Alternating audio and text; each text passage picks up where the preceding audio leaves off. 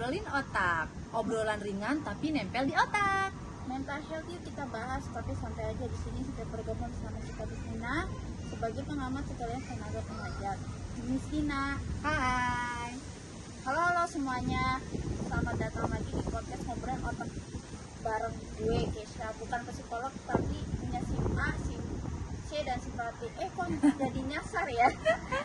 Hari ini kita topik makin hari makin sering muncul di media sosial, tapi juga makin bahaya kalau disalahkan. Yuk, topik hari ini adalah hati-hati self diagnose mental health. Cia yang habis nonton satu video TikTok terus merasa, oh kayaknya aku ADHD deh. Tenang, kamu gak sendiri, tapi berarti kamu bukan benar ADHD, bestie. Kita sering dengar self diagnosis, apa sih sebenarnya?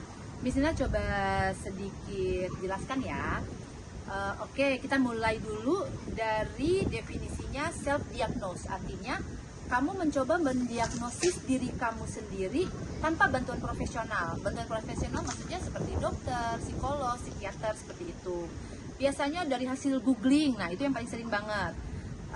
Nonton konten TikTok atau reels Instagram, atau dengerin contoh cerita temen.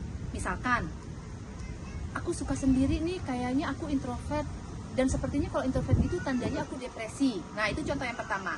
Contoh yang kedua, aku ini perfeksionis banget loh, kayaknya itu aku pasti OCD deh. Nah, seperti itu. Padahal introvert itu beda dengan depresi. Seperti contohnya perfeksionis itu juga beda dengan OCD ya.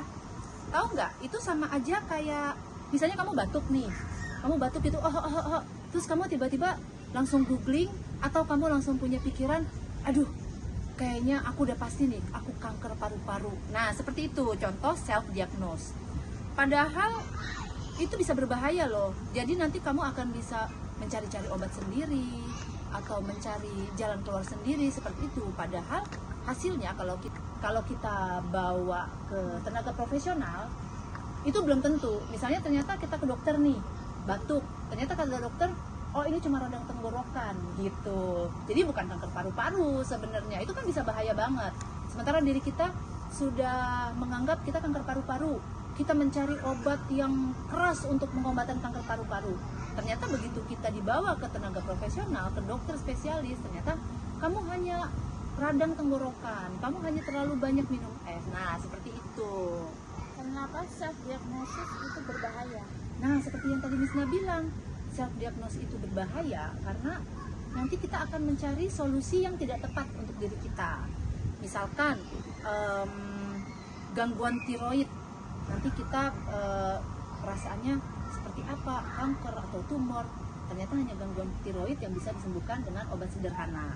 Atau kita merasa, kok sepertinya aku depresi ya, aku sepertinya introvert, atau aku sepertinya dibilangnya sekarang sakit mental gitu. Sementara penyebabnya bukan itu gitu. Sementara penyebabnya tuh kamu hanya overthinking, kamu hanya cemas yang biasa, seperti itu juga. Jadi misalkan kita cari-cari dari internet, itu harus hati-hati, harus kita cari yang sebenarnya.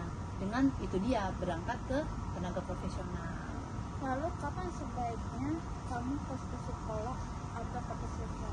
Nah, kalau untuk itu sendiri, misalkan kita tiba-tiba merasa sedih atau cemas yang berlebihan,